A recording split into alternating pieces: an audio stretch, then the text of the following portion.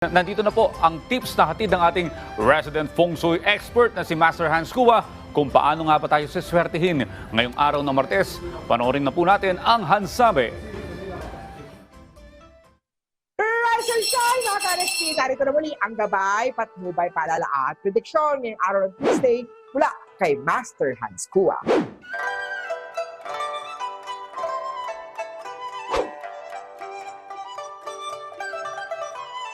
Para sa mga pinanganak ng Year of the Rat, maging composed sa pakikipag-usap sa mga taong lumalapit sa iyo. Mabilis kang umunawa at madali kang kausap para sa mga taong kinakailangan ng tulong mo. Kaya asahan ang pagdagsa ng mga taong lalapit sa iyo.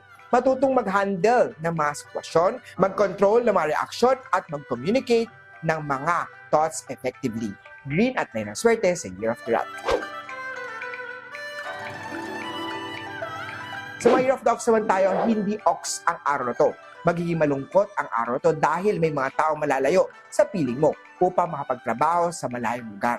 Okay lang yan dahil hindi naman kayo mawawalan ng communication. Kung importante kayo sa isa't isa, kayo mismo ang gagawa ng paraan para magka-time together. Orange Choto ang swerte sa Year of the Ox. Sa Year of the Tiger naman tayo, huwag makipagbardagulan sa mga nakakausap dahil sa prone ka ngayong araw, magkaroon ng misunderstanding. Dahil hurtful word star activated sa chart, maging mahinahon at gumamit ng respectful words hanggang maaari. Lalo na sa mga bagong kakakilala lang. Active din ngayong araw ang money law star, kaya naman umiwas sa mga biglaang gastos. Purple at 13 ang swerte sa Year of the Tiger. Labit naman tayo, huwag kang magpapalamon sa inggit. Maging masaya at magpasalamat sa mga bagay na meron ka ngayon. Huwag mong gawing standard ang buhay ng iba para i-validate ang sarili mo. Mag-concentrate sa personal na goals o sa buhay o sa trabaho nang walang inaapakang ibang tao. Yellow at 19 ang swerte sa Year of the Rabbit. Sa mga Year of the Dragon naman, bubunga ang sipag at tiyaga sa career dahil sa iyong determinasyon at loyalty sa trabaho. Mataas ang posibilidad na ma-promote ka ni boss sa posisyon mo ngayon. Make yourself shine sa pamamagitan ng papakita ng skills sa trabaho at pag-present ng mga ideas na appealing manner para mas lalo ka mapansin ni boss. Orange at 2 ang swerte sa Year of the Dragon. Sa mga snake naman tayo, mataas ang chance na atakihin ka ng anxiety ngayong araw dahil sa fear of failure. Be confident sa sarili at sa mga kakayanan mo.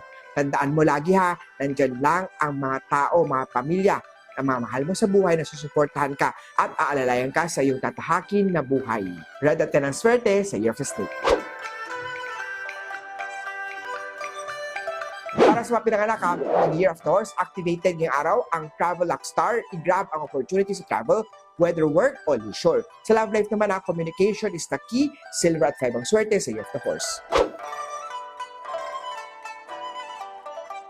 Sa Year of the Goat naman tayo, kung pinakamaswerte today, magiging successful at productive ang work today dahil i-enjoy mo ang trabaho. May money luck star din sa chart pagdating naman sa business. Tandaan lang ha na always proceed with caution sa mga investment. Pitch at 16 ang swerte sa Year of the Goat. Maswerte naman ang mga Year of the Monkey ngayong araw. Gumaganda ang impression sa iyo na iyong mga kasamahan at katrabaho at ng ibang tao dahil sa karangalan at certificates na nakukuha mo. Magandang investment ito sa iyong sarili dahil magagamit mo ito one day para gumanda ang iyong career. Maroon at 7 ang swerte sa chart. You can't hurry love ang motto ng mga Year of the Rooster ngayong araw.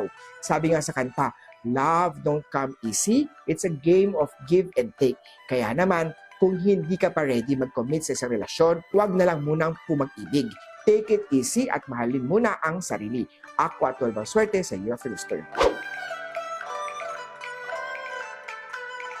Para naman sa Year of the Dog, i-prioritize ang safety.